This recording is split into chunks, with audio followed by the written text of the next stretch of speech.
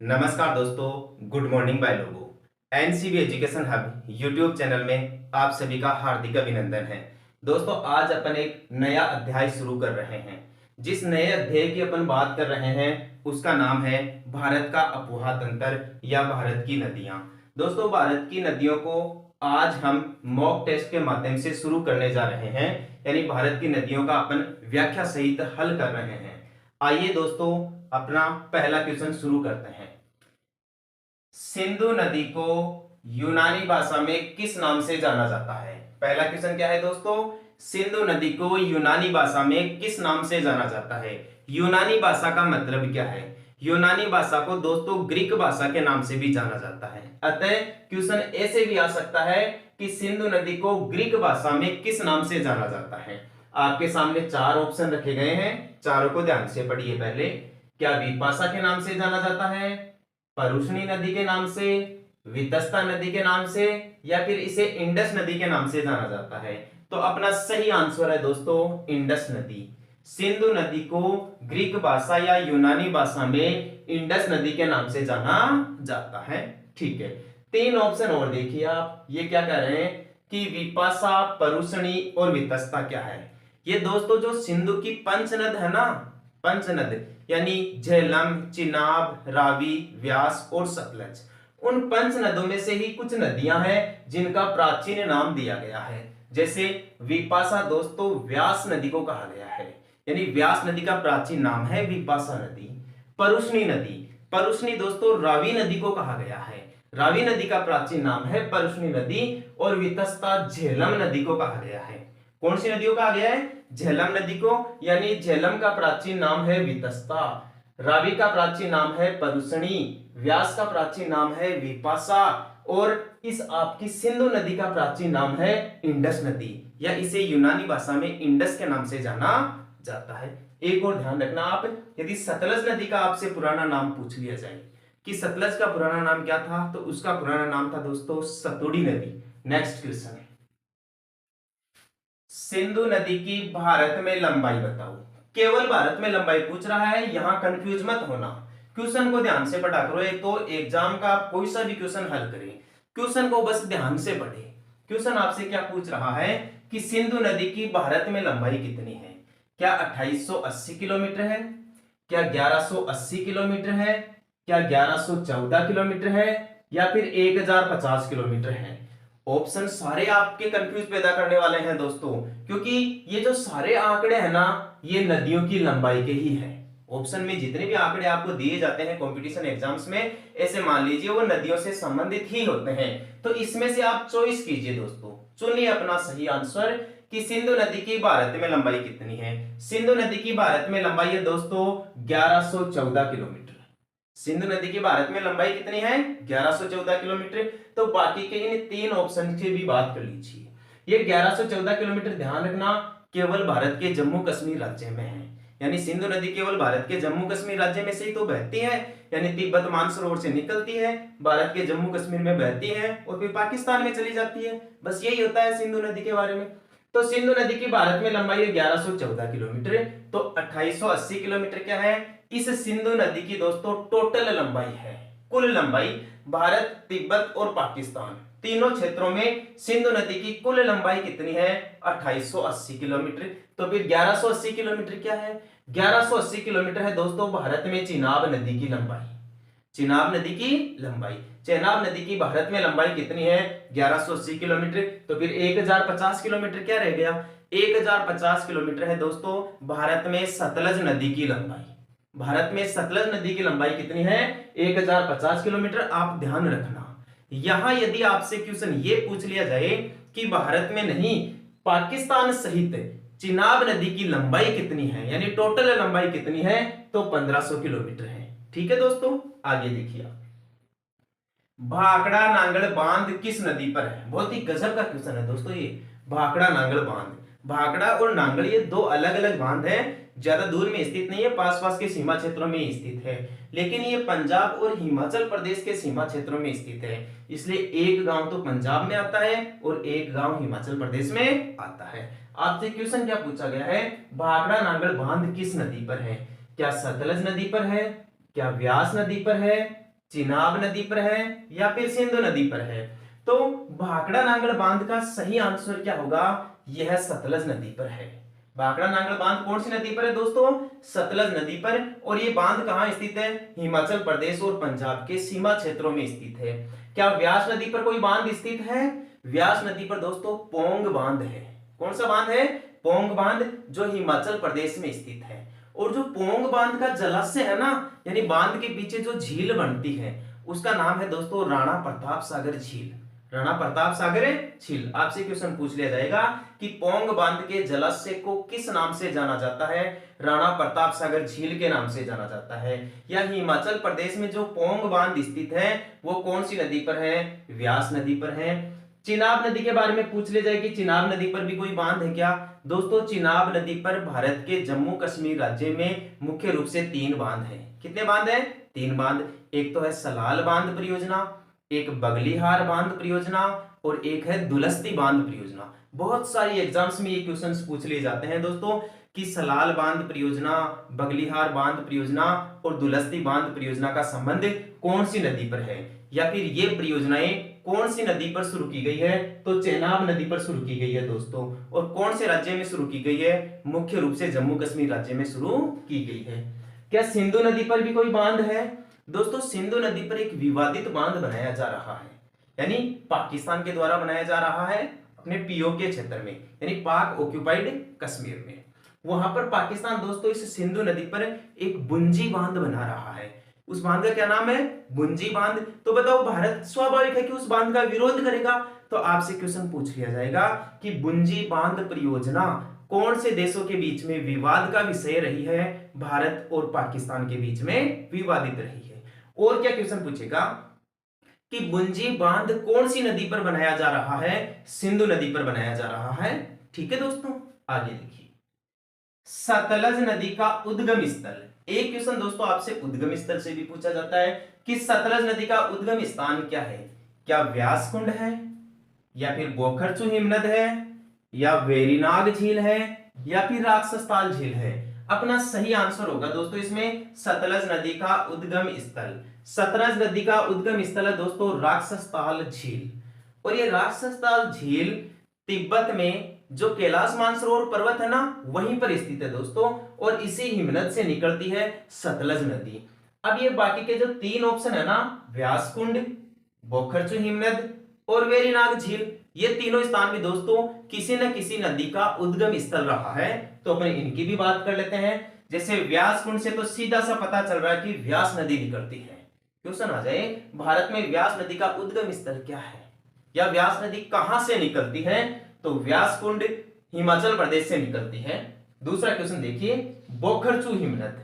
ये जो बोखरचू हिमनद है ना दोस्तों, यह भी तिब्बत में स्थित है, कैलाश मानसरोवर पर्वतों के क्षेत्र में स्थित है। इस बोखरचू हिमनद से निकलती है दोस्तों सिंधु नदी।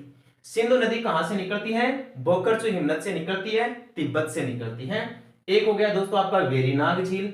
इस वेरीनाग झील से कौन सी नदी निकलती है? वेरीनाग झील से निकलती है झेलम नदी। और ये जो वेरीनाग झील है ना, भारत के जम्मू कश्मीर राज्य में है। तो आपसे पूछ लिया जाएगा कि झेलम नदी का उद्गम स्थल क्या है? वेरीनाग झील। सतलज नदी का उद्गम स्थल क्या है? राक्षसताल झील। सिंधु नदी का उद्गम स्थल क्या है? बोखरचू हिमनद। या व्यास नदी का उद्गम स्थल क्या है? व्यास कुंड। एक और प्रमुख नदी का उद्गम स्थल आपसे पूछा जा सकता है, और वह नदी है चिनाब नदी। कि चिनाब नदी का उद्गम स्थल कहां से होता है? चिनाब नदी का उद्गम है दोस्तों हिमाचल प्रदेश के 2 दर्रे हैं। एक का तो नाम है बाड़ालाचा दर्रा और दूसरे का नाम है रोहतांग दर्रा। और इन दोनों दर्रों में से दोस्तों 2 धाराएं निकलती हैं, एक तो चंद्रा और एक भागा। कौन कौन सी निकलती है? एक तो चंद्रा धारा और एक भागा धारा। और इन दोनों धाराओं के दोस्तों मिलन से जो नदी बनती है ना, उसी को अपन चिनाब कहते हैं। तो क्वेश्चन 2 बनते हैं यहाँ कि चिनाब नदी का निर्माण कौन सी 2 धाराओं से होता है? एक तो चंद्रा और दूसरी भागा। दूसरा क्वेश्चन क्या बनेगा? चिनाब नदी का उद्गम कहां से होता है? राज्य का नाम है तो हिमाचल प्रदेश आंसर हो जाएगा। और यदि किन्हीं दर्रों का नाम है ना, तो रोहतांग और बाड़ालाचा दर्रे दोनों आपके सही आंसर होंगे। आगे देखिए, रोहतांग दर्रा कहां स्थित है? रोहतांग दर्रा क्या जम्मू कश्मीर राज्य में स्थित है? नहीं। अरुणाचल प्रदेश राज्य में स्थित है? यहां भी नहीं है। हिमाचल प्रदेश राज्य में स्थित है। रोहतांग दर्रा भारत के कौन से राज्य में स्थित है? हिमाचल प्रदेश राज्य में। अभी अभी तो अपन ने बात की थी कि चिनाब नदी का उद्गम रोहतांग दर्रे से होता है। ध्यान रखना दोस्तों, जो रावी नदी है उस रावी नदी का उद्गम भी हिमाचल प्रदेश में रोहतांग दर्रे से ही होता है। चिनाब नदी की केवल एक धारा का उद्गम रोहतांग दर्रे से होता है और दूसरी धारा का जो उद्गम है वो बाड़ालाचा दर्रे से होता है। तो बाकी के जो 3 राज्य हैं इनमें भी यदि कोई दर्रे हैं तो उनके बारे में अपन बात कर लेते हैं, क्योंकि भारत में जो प्रतियोगी परीक्षाएं पूछी जाती है उनमें दर्रों से संबंधित दोस्तों क्वेश्चंस जरूर पूछे जाते हैं। देखिए, जम्मू कश्मीर राज्य में जैसे काराकोरम दर्रा हो गया, आपसे क्वेश्चन पूछ लेगा काराकोरम दर्रा भारत के कौन से राज्य में है? जम्मू कश्मीर राज्य में। एक जोजिला दर्रा हो गया दोस्तों, जोजिला दर्रा भी भारत के जम्मू कश्मीर राज्य में ही है। बुर्जिला दर्रा भी दोस्तों भारत के जम्मू कश्मीर राज्य में ही स्थित है। अरुणाचल प्रदेश में दोस्तों एक तो बोमडीला दर्रा है, मुख्य रूप से जो प्रसिद्ध दर्रा है वह है बोमडीला, और दूसरा जो महत्वपूर्ण दर्रा है यहाँ का वह है दोस्तों दीपू दर्रा। कौन सा है? दीपू दर्रा। और जो सबसे प्रसिद्ध दर्रा है ना अरुणाचल प्रदेश का वह है दोस्तों यांगयाप दर्रा। कौन सा दर्रा है? यांगयाप दर्रा। और इसी दर्रे से दोस्तों भारत में ब्रह्मपुत्र नदी प्रवेश करती है। क्वेश्चन पूछा जाता है कि भारत में ब्रह्मपुत्र नदी कौन से दर्रे से प्रवेश करती है? यांगयाप दर्रे से प्रवेश करती है अरुणाचल प्रदेश राज्य में, जो नामचा बरवा पहाड़ियों के क्षेत्र में स्थित है। सिक्किम राज्य में दोस्तों कौन कौन से दर्रे हैं? सिक्किम राज्य में एक तो नाथुला दर्रा है। क्वेश्चन आपसे पूछ लिया जाए कि भारत में नाथुला दर्रा कौन से राज्य में स्थित है? सिक्किम राज्य में स्थित है। एक जेलेप्पा दर्रा भी है दोस्तों, जेलेप्पा दर्रा भारत के कौन से राज्य में है? सिक्किम राज्य में ही है। अगला क्वेश्चन देखिए आप, भारत का सबसे ऊंचा बांध कौन सा है? बहुत ही गजब का क्वेश्चन है, भारत का सबसे ऊंचा बांध है। अब बच्चे यहाँ पर कंफ्यूज जरूर हो जाते हैं दोस्तों, क्यों? क्योंकि ऑप्शन में यदि ये ऑप्शन मिल गए ना, एक तो भाखड़ा नांगल बांध और एक टिहरी बांध, इन दोनों में ऑप्शन रहता है, इन दोनों में कंफ्यूज रहता है दोस्तों। कंफ्यूज क्यों रहता है? क्योंकि जो भाखड़ा नांगल बांध ना यह तो भारत का सबसे ऊंचा सीधा गुरुत्वीय बांध माना जाता है, और जो टिहरी बांध है ना यह वर्तमान समय में भारत का सबसे ऊंचा बांध माना जाता है। यह टिहरी बांध गंगा की जो मूल धारा है ना भागीरथी, उस भागीरथी नदी पर स्थित है दोस्तों। टिहरी स्थान पर टिहरी बांध यह भारत का सबसे ऊंचा बांध है, यह भारत का सबसे ऊंचा बांध है। और जो भाखड़ा नांगल बांध स्थित है वह पहले भारत का सबसे ऊंचा बांध हुआ करता था, लेकिन टिहरी बांध बनने के बाद वर्तमान समय में सबसे ऊंचा बांध यह है टिहरी बांध। तो हिमाचल प्रदेश का सबसे ऊंचा बांध बता सकते हैं अपन भाखड़ा नांगल बांध को, जो सतलज नदी पर स्थित है। और जो टिहरी बांध है यह भागीरथी नदी पर स्थित है, या ऑप्शन में गंगा नदी भी आ सकता है।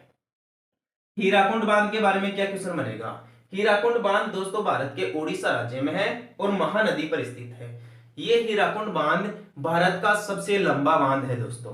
आपसे क्वेश्चन पूछ रहे हैं कि भारत का सबसे लंबा बांध कौन सा है? हीराकुंड बांध।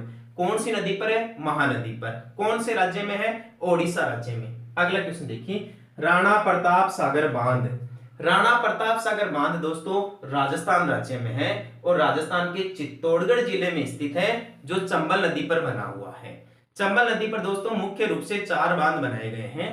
एक तो गांधी सागर बांध है जो मध्य प्रदेश के मंदसौर जिले में स्थित है।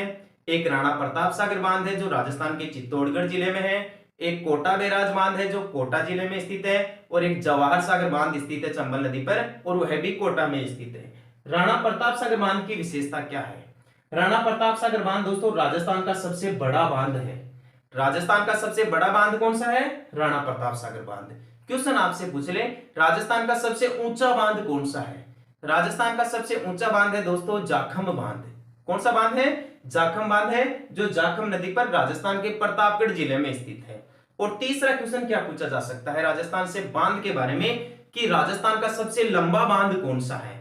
राजस्थान का सबसे लंबा बांध है दोस्तों माही नदी पर स्थित है ये, जिसे माही बजाज सागर बांध के नाम से जाना जाता है। राजस्थान का सबसे लंबा बांध कौन सा है? माही बजाज सागर बांध, जो माही नदी पर राजस्थान के बांसवाड़ा जिले में स्थित है। ठीक है दोस्तों, अगला क्वेश्चन देखिए, कौन सा शहर रावी नदी पर स्थित है? शहरों के बारे में भी क्वेश्चन जरूर पूछा जाता है कि कौन सा शहर कौन सी नदी पर स्थित है। तो यहां पूछा जा रहा है आपसे कि कौन सा शहर रावी नदी पर स्थित है। क्या कराची शहर रावी नदी पर है, श्रीनगर है, लाहौर है, या फिर मिठानकोट रावी नदी पर स्थित है? दोस्तों रावी नदी पर स्थित जो आपका प्रमुख शहर है वह है लाहौर, जो पाकिस्तान देश में स्थित है। यानी पाकिस्तान का लाहौर शहर रावी नदी पर स्थित है। बाकी के जो 3 स्थान है ना दोस्तों, ये तीनों भी दोस्तों नदियों के किनारे स्थित प्रमुख शहर है। जैसे कराची शहर पाकिस्तान में स्थित है, जो सिंधु नदी के किनारे स्थित है। कराची कौन सी नदी के किनारे है? सिंधु नदी के। श्रीनगर भारत के जम्मू कश्मीर राज्य में है, जो झेलम नदी के किनारे स्थित है या झेलम नदी पर स्थित है। लाहौर रावी नदी पर हो ही गया। मिठानकोट स्थान दोस्तों आपके लिए इंपॉर्टेंट साबित हो सकता है। कैसे? क्योंकि सिंधु की जो पंच नद है ना, जो 5 नदियां हैं, झेलम, चिनाब, रावी, व्यास और सतलज, ये पांचों नदियां अपना जल लेकर इस मिठानकोट स्थान पर ही मिल जाती है सिंधु नदी में। क्वेश्चन पूछा जाता है कि सिंधु नदी में पंच नद का जल कौन से स्थान पे आके मिलता है, तो वह स्थान है दोस्तों मिठानकोट। और ये मिठानकोट पाकिस्तान देश में स्थित है। कौन से देश में स्थित है ये स्थान? पाकिस्तान में। चारों ऑप्शन दोबारा देख लीजिए। कराची शहर सिंधु नदी पर स्थित है, श्रीनगर शहर झेलम नदी पर स्थित है, लाहौर शहर रावी नदी पर स्थित है। मिठानकोट स्थान क्यों प्रसिद्ध है? यहां पर पंचनद सिंधु नदी में मिलता है। अगला क्वेश्चन देखिए आप, सिंधु नदी का मुहाना कहां है? मुहाने से भी दोस्तों क्वेश्चन जरूर पूछा जाता है। मुहाना या संगम क्या होता है? वह स्थान जहां नदी जाकर समाप्त हो जाती है, किसी दूसरी बड़ी नदी में जाके मिल जाती है, या किसी सागर, खाड़ी या महासागर में जाके समाप्त हो जाती है, उस स्थान को दोस्तों नदी का मुहाना या संगम स्थल कहते हैं। तो पूछ रहा है सिंधु नदी का मुहाना क्या है? क्या झंगी स्थान है? नहीं। क्या मुल्तान स्थान है? यह भी नहीं है। क्या हरिके स्थान है? बिल्कुल सही नहीं है। अरब सागर आपका बिल्कुल सही आंसर है। सिंधु नदी का मुहाना है अरब सागर। तो ये बाकी के 3 स्थान किसके लिए प्रसिद्ध है? तीनों स्थान भी देख लीजिए। जैसे दोस्तों हरिके बैराज बांध, ये हरिके बैराज बांध दोस्तों पंजाब राज्य में बना हुआ है, और यहाँ पर व्यास और सतलज नदियां आपस में मिल जाती है, यानी आपस में संगम बनाती है। क्वेश्चन पूछा जाता है कि सतलज और व्यास नदियों का संगम कहाँ होता है? हरिके बैराज बांध पंजाब में होता है। यहाँ से दूसरा क्वेश्चन क्या पूछा जा सकता है कि राजस्थान की सबसे बड़ी जो सिंचाई परियोजना है, राजस्थान की नहीं दोस्तों, विश्व की सबसे बड़ी जो सिंचाई परियोजना है इंदिरा गांधी नहर परियोजना या राजस्थान नहर परियोजना, या इसे मरु गंगा भी कहते हैं। इस इंदिरा गांधी नहर परियोजना का उद्गम स्थल क्या है? यह नहर हरिके बैराज बांध से ही निकाली गई है। कहां से निकाली गई है? हरिके बैराज बांध से निकाली गई है, जिससे पंजाब, हरियाणा और राजस्थान राज्य लाभान्वित होते हैं। देखिए मुल्तान स्थान कौन सा है दोस्तों? मुल्तान वह स्थान है दोस्तों जहां पर चिनाब और रावी नदी का संगम होता है। वह स्थान जहां पर चिनाब और रावी नदी आपस में मिलती है, वह स्थान दोस्तों मुल्तान है। और मुल्तान दोस्तों पाकिस्तान में है। कहां पर है? पाकिस्तान में। एक है दोस्तों झंग स्थान, झंग या इसे झाग मगनिया भी कहते हैं, झंग या इसे झाग मगनिया भी कहते हैं। इस स्थान पे दोस्तों झेलम और चिनाब नदी आपस में मिल जाती है, यानी झेलम और चिनाब का संगम मिलन कहां होता है दोस्तों? झंग स्थान या झाग मगनिया स्थान। और यह स्थान पे दोस्तों वर्तमान समय में पाकिस्तान देश में है। कौन से देश में है? पाकिस्तान देश में। आपका लास्ट सवाल देखिए, कौन सी नदी भारत और पाकिस्तान के बीच में सीमा का निर्माण करती है? यानी वह नदी जो भारत और पाकिस्तान के बॉर्डर पे बहती है, कुछ क्षेत्र तक या कुछ दूरी तक सीमा क्षेत्र का निर्माण करती है। तो क्या व्यास नदी है, चिनाब नदी है, रावी नदी है, या फिर झेलम नदी है? नहीं दोस्तों, इसमें आपका सही आंसर होगा झेलम नदी। यानी झेलम वह नदी है जो भारत और पाकिस्तान के बीच में सीमा का निर्माण करती है। ध्यान रखना दोस्तों, पाकिस्तान का था सोपोर और अपने जम्मू कश्मीर का बारामूला, इन दोनों स्थानों के बीच में से बहती है दोस्तों झेलम नदी। कौन सी नदी? झेलम नदी। तो आपका सही आंसर क्या हो गया कि कौन सी नदी भारत और पाकिस्तान के बीच में बॉर्डर का निर्माण करती है, अंतरराष्ट्रीय सीमा का निर्माण करती है? तो वह नदी है दोस्तों झेलम नदी। कौन सी है? झेलम नदी। तो इस प्रकार दोस्तों मैंने भारत में अपवाह तंत्र से संबंधित ये पार्ट फर्स्ट आपके सामने रखा है। दोस्तों इसमें देखो मैंने आपको सभी प्रकार के क्वेश्चंस बताए हैं। जैसे नदियों के प्राचीन नाम में से कोई क्वेश्चन पूछ लिया जाता है एग्जाम में, तो मैंने बता दिया। नदियों में दोस्तों जैसे लंबाई के बारे में कोई क्वेश्चन पूछ लिया जाए तो सभी के बारे में बताया मैंने। जैसे किसी बांध के बारे में पूछ लिया जाता है तो दोस्तों यहाँ पार्ट फर्स्ट में आने वाले महत्वपूर्ण सभी बांधों के बारे में चर्चा कर ली गई है। कई बार क्या होता है दोस्तों, उद्गम स्थल के बारे में पूछ लिया जाता है कि नदी कहां से निकलती है, तो सभी नदियों के दोस्तों मैं उद्गम स्थल आपको बता चुका हूं पार्ट फर्स्ट की। और कई बार दोस्तों क्या होता है, दर्रों के माध्यम से क्वेश्चन पूछ लिया जाता है कि कौन सी नदी कौन से दर्रे से बहती है, कौन सा दर्रा कहाँ स्थित है। तो इन सभी दर्रों का भी दोस्तों मैंने आपके बारे में सामने चर्चा की है। एक दोस्तों बांध के बारे में पूछ लिया जाता है कि कौन सा बांध कौन सी नदी पर है और कौन से राज्य में स्थित है, सबसे ऊंचा कौन सा है, सबसे लंबा कौन सा है, सबसे बड़ा कौन सा है। इन सभी प्रकार के बांधों की भी दोस्तों मैंने आपके सामने चर्चा की है। एक पूछा जाता है नदियों के किनारे स्थित शहर या नगर के बारे में कि कौन सा शहर कौन सी नदी के किनारे है। तो पार्ट फर्स्ट में आने वाले सभी शहरों के बारे में मैं आपको बता चुका हूं कि ये शहर इन नदियों पर स्थित है।